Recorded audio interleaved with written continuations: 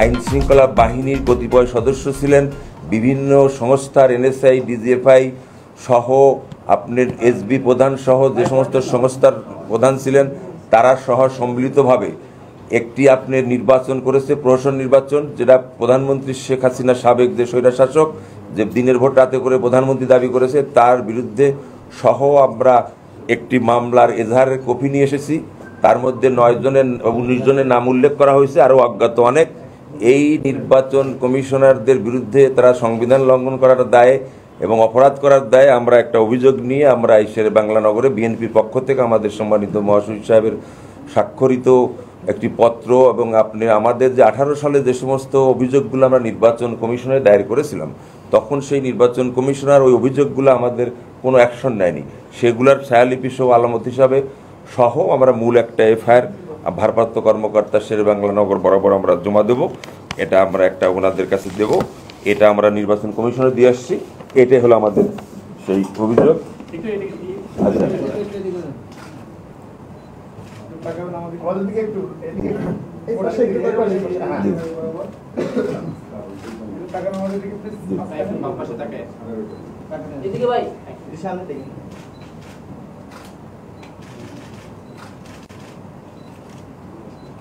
Okay, thank you.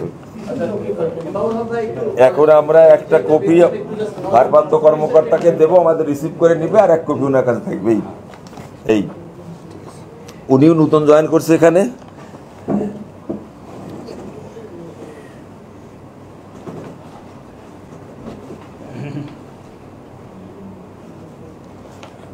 এটা খুললে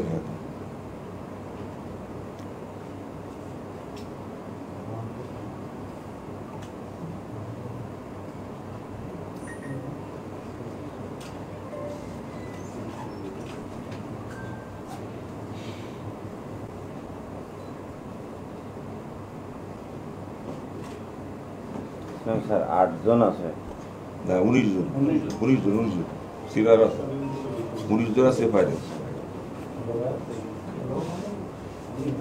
12, 13, 19 জন আছে, 19 জন।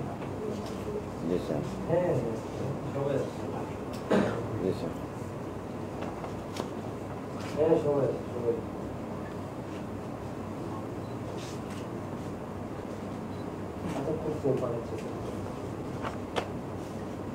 আচ্ছা,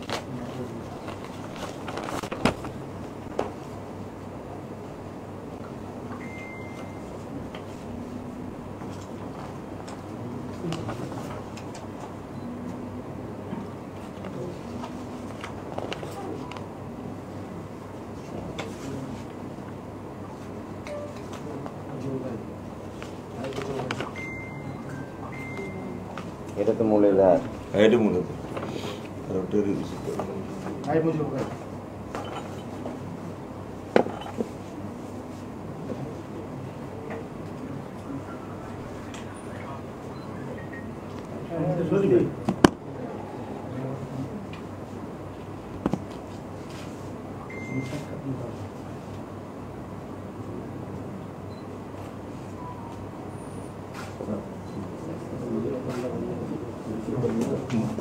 এইটা আপনার মূল্যধার, এটা মূল্যধার, এটা তো মূল্যধার বললাম,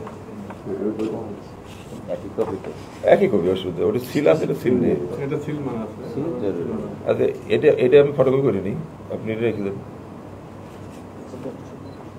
অত ওইটা করলে হয়, ওটা থাকলে ওদের সমস্যা নেই।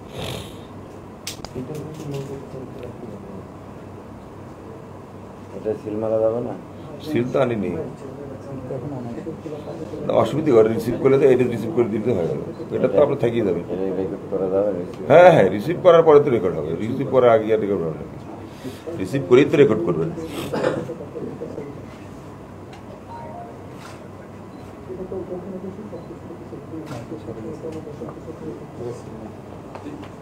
ইমামুল ভাই, আমাদের কাছ থেকে ওনারা আর্টিফিশিয়াল কি অভিযোগ দিয়েছেন সেটা সংক্ষেপে just এক মিনিটে আমাদের একটু brief করেন।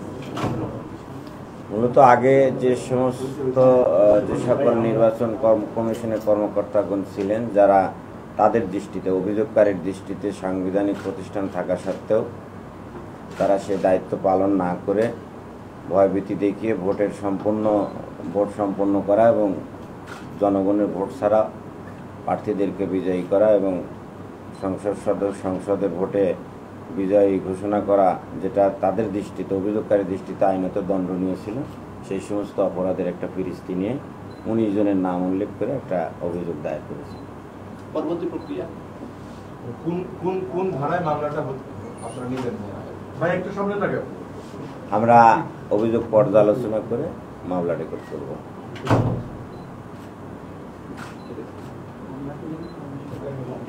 আমরা কিন্তু অভিযোগগুলো ধারা উল্লেখ করে দিয়ে দিছি, তারপরে ওনাদের সাথে আরো যদি ধারা লাগায়, যদি ওনারা করতে পারে, এটা তো যেহেতু ওনারা প্যাসিভ ভাবে মামলার ধারা উল্লেখ করবে।